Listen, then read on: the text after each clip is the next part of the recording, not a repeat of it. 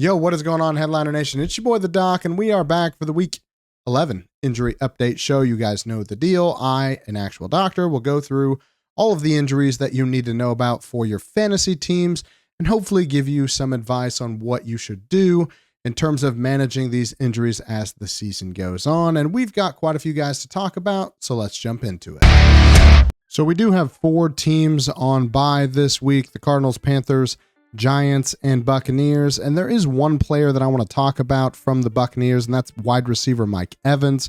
He's been out since injuring his hamstring in week 7. The team could have opted to place him on IR, but chose to wait to see if he could return after their bye this week. Evans did come out and say that he's hopeful that he will be able to do that, but his exact words of, "I can't rush it, I'll be back when I'm back," doesn't exactly scream confidence that he is ready to go right this second.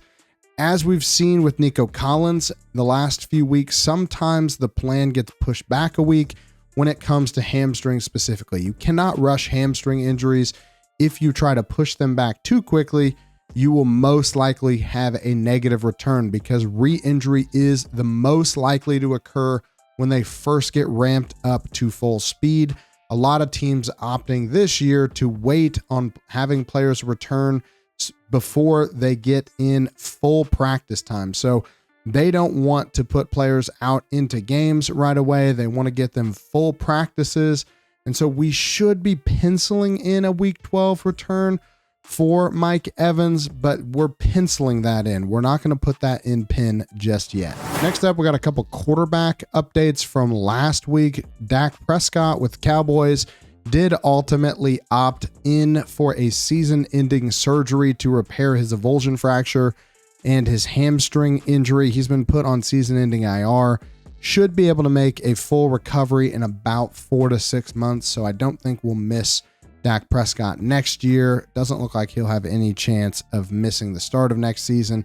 Should have a full summer of work prior to next season. So if you're trying to pick up a quarterback on the cheap, he might be one that I'm targeting in dynasty leagues specifically, but you can go ahead and drop him in redraft. And then quarterback Trevor Lawrence dealing with the left AC sprain. We did get some clarity on this injury. I was speculating it might be a labrum tear. Sounds like it is an AC sprain to his non-throwing shoulder. He's already been ruled out for week 11, but the team is still optimistic that at some point he will be able to return this season. Doug Peterson said the team's not considering surgery, which is typical of a grade 3 AC sprain. We saw that last year with Anthony Richardson. So if this is most likely a grade 1 to grade 2 sprain, grade 2 sprains typically take about 4 to 6 weeks for players to return to on average. Grade 1's even less time, so I think we see him sometime in the next 2 to 3 weeks if he's on that current timeline. Next up, we got 2 wide receivers that we talked about last week. First up, we got Nico Collins. He is coming back from the hamstring injury that he picked up way back in week 5. While he was activated off the IR last week and actually put on the 53-man roster, he did end up missing last week's game. A reminder, just because a guy is activated off the IR does not mean that the team has to play them in the game. It did look like they were going to, and I got a lot of kind of crappy comments in last week's video calling me an idiot because I said he probably wouldn't play. Just know that, again, just because a guy has been activated off of the IR does not mean that they are guaranteed to play. There's a 21-day window for them to return, and that's what we saw with Nico Collins. He is getting full reps in practice this week. The team is planning on him playing this week without limitations, and that's the key thing here. No limitations for Nico Collins, so you can go ahead and put him back in your fantasy lineups. As for wide receiver Chris Olave and his pretty scary concussion from 2 weeks ago, he was placed on IR late last week due to his second concussion in 5 weeks. There's talk of the Saints that they think that he could be able to return at some point this season, but I'm not totally buying that. My guess is that if the Saints are out of playoff contention by the time he is eligible to return, they will shut him down for the year. I'm dropping him in most leagues if I can't place him on an IR spot, just because I think there's a good chance that they won't actually activate him again for the rest of the season if after this 4-game IR stint. I just don't think that it's likely that we see Chris Olave play again this year. Next up, we got 2 wide receivers with similar injuries but different situations, and that's wide receiver Keon Coleman and Tyreek Hill. Now, while these injuries may not technically be the exact same, the situations are pretty similar in how we're going to assess them.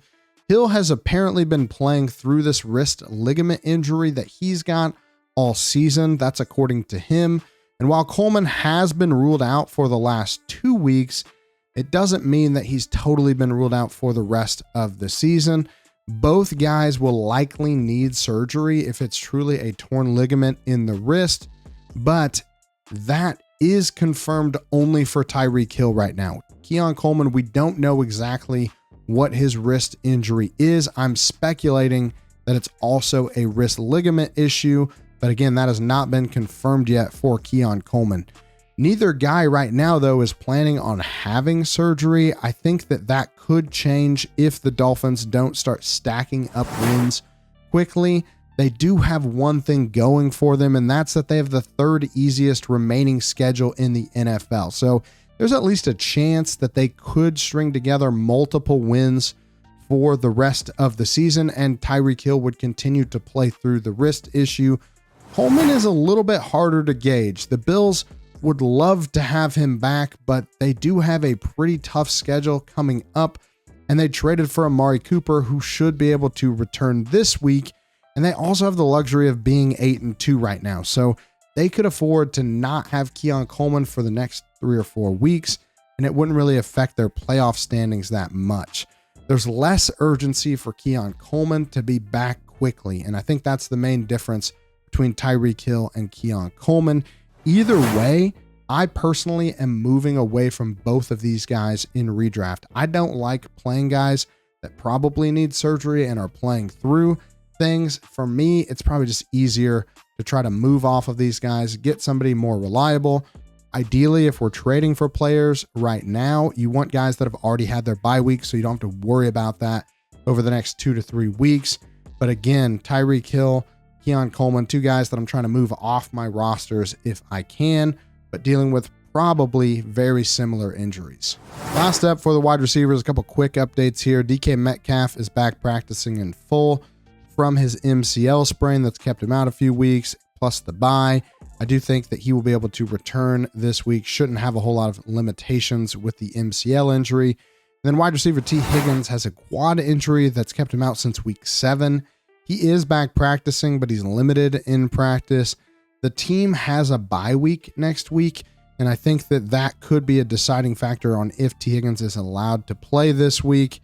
Are they willing to risk throwing him out there when he's already missed half of the games that he could have played in this year due to injury? Personally, I'm kind of skeptical, but we'll see what happens. Next up, we got the defending champs and running back Isaiah Pacheco dealing with the fibula fracture. We haven't seen him since week 2 when he broke his fibula.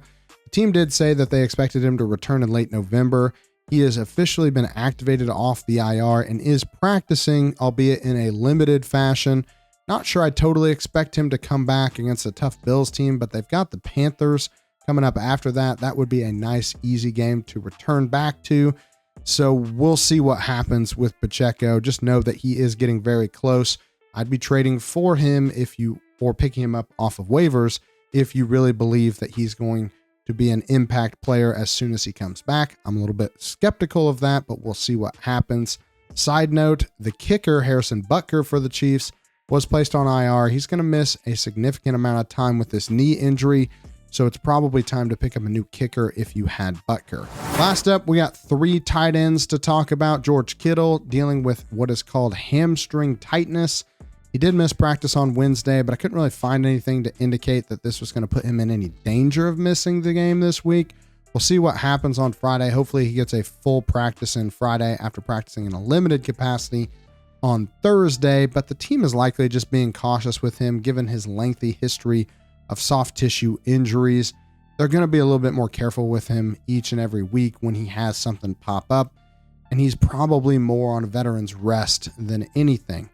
Tight end Sam Laporta, though, dealing with a shoulder injury. This has been called a mild AC sprain. I would not be surprised if he misses a week or two with this injury, but it doesn't sound like it's something that's going to put him on IR. So if you've got Sam Laporta, be planning on having a backup for this week, but don't expect this to be something that costs you multiple weeks without your best tight end. And then finally, we got tight end Dalton Kincaid. He has a knee injury, and I couldn't find an exact diagnosis for the injury, but the mechanism did remind me a little bit of Puka Nakua's injury from earlier this season, which was a PCL sprain.